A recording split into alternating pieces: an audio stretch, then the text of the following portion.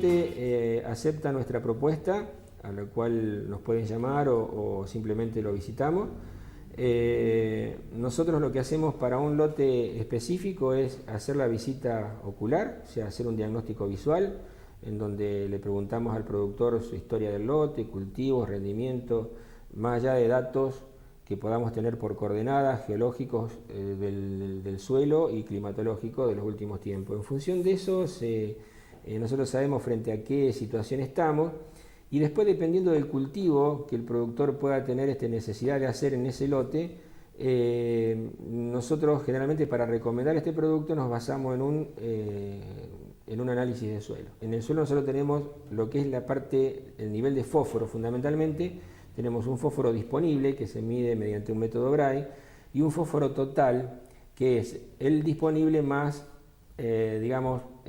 todo el fósforo que está en distintas formas retenido en el suelo, que es el que la planta no puede utilizar.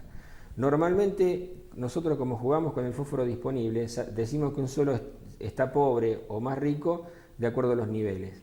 En la zona donde yo me muevo hay de todo obviamente, pero la generalidad es muy empobrecido en fósforo disponible. Estamos por debajo de las 10 partes por millón. Y el fósforo total, nos encontramos que tenemos de 500 a 3000 partes por millón de fósforo retenido. Eso nos da un plus que no lo podemos utilizar, si bien hay un reciclaje, todo el fósforo que se agrega al suelo, parte se utiliza y parte va quedando indisponible. Entonces, nosotros, ¿qué hacemos? La micorriza, el hongo, tiene esa virtud. ¿Cuál es la virtud? De hacer una simbiosis con la planta. ¿Qué significa una simbiosis? La simbiosis es que se introduce en la raíz de la planta y vive a expensas de lo que la planta le da. ¿Está bien?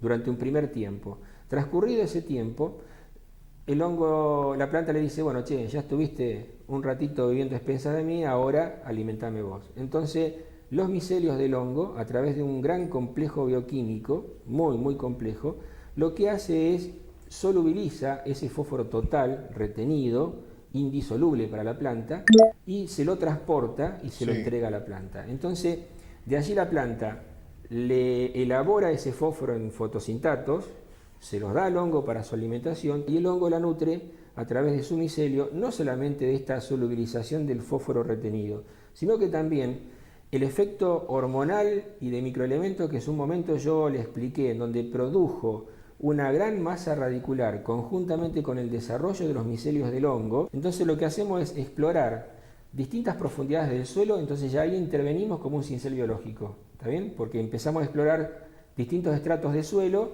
en donde anteriormente, y si ponemos una fertilización abultada en la línea, la planta dice, me quedo acá. Entonces genera una raíz mucho más chica, se nutre, pero ante cualquier eventualidad, enfermedades, estrés hídrico, vientos, etcétera, su anclaje es diferente. Y el hongo lo que hace no solamente es transportar ese fósforo en forma de solutos hacia la planta, sino que transporta agua de distintos estratos y otra cantidad de elementos del suelo que en su momento con una forma radicular específica no la hubiese tenido. ¿Corrige el agua? Nosotros sabemos que cuando un suelo hay una función físico-química que se genera en un suelo salino o sódico salino, en donde hay una cuestión de presión osmótica. O sea, una planta muere en un suelo salino no por una cuestión, nosotros le llamamos un efecto tóxico, en realidad no es un efecto tóxico. En realidad lo que hace es no poder absorber agua por un diferencial de la presión osmótica. Lo que el producto en ese caso hace es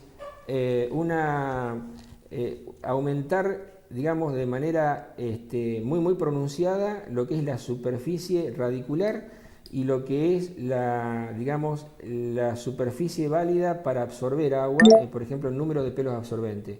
Entonces, le da más posibilidad a la planta de poder, en distintos estratos, independientemente de la presión osmótica, de poder absorber agua. O sea, no es que soluciona el problema de la presión de los contenidos de solutos de una célula al exterior, sino lo que hace es favorecer la gran superficie, y a mayor superficie